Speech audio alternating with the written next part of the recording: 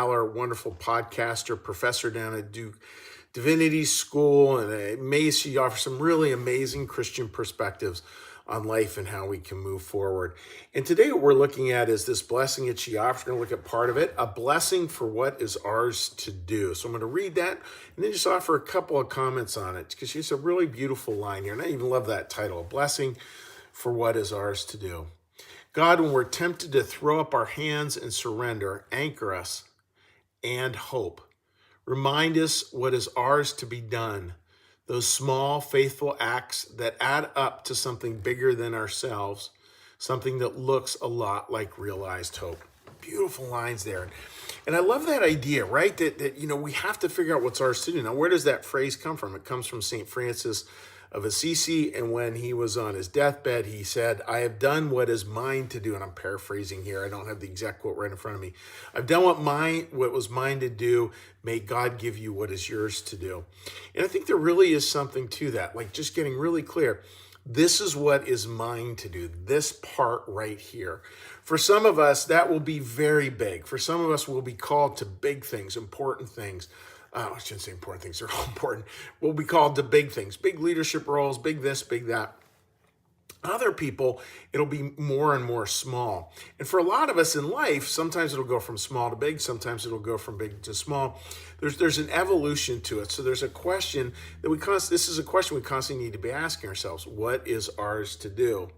I know for me at my point in time in my career, like I'm really looking to do less and less, but within that less and less, do more and more, if that makes sense. To find places to be more present with people, to find places to be more connected with those who might be struggling, to find places in church where, again, with our Sunday services, 10 minutes of calm, where it can get a narrower and narrower focus because we really want to be a trusted voice in a time that can feel so full of voices that are just simple noise, and we want to be something different than that.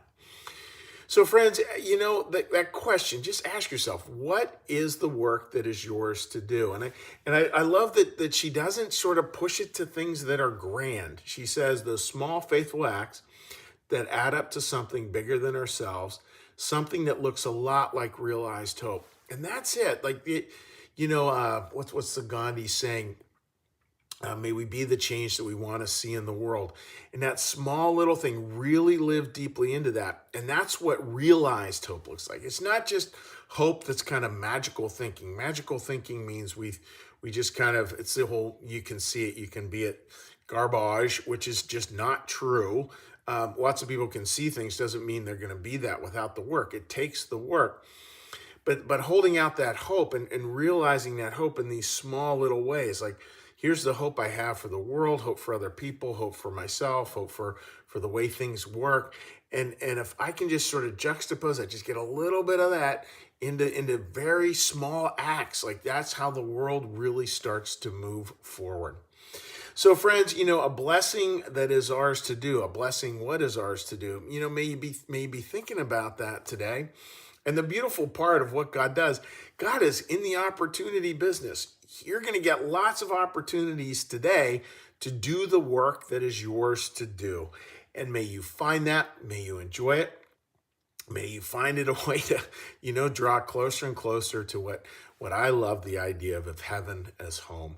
And that home is both in this world and in the next. It's where we bring heaven down on the earth. So I hope that makes sense, dear friends.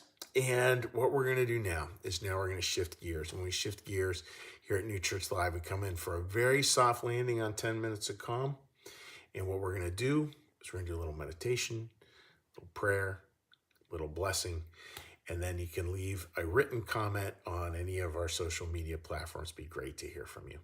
So with that, dear friends, let's get a little breath.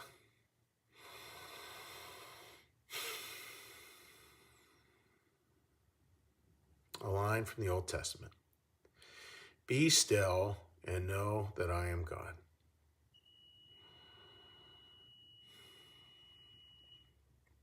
Be still and know that I am.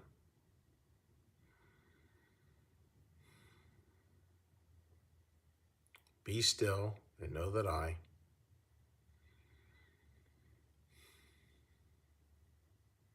Be still and know that.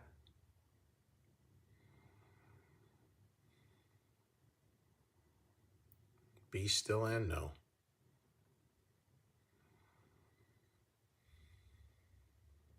Be still and.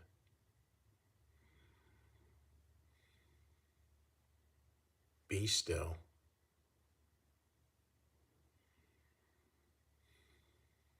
Be.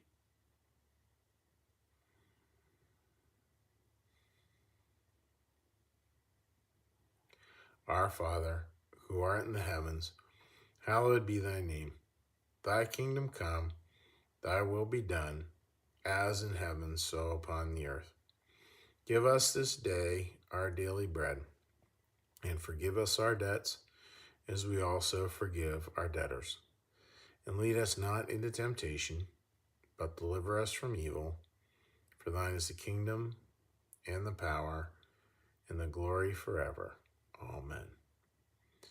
May the Lord bless you and keep you.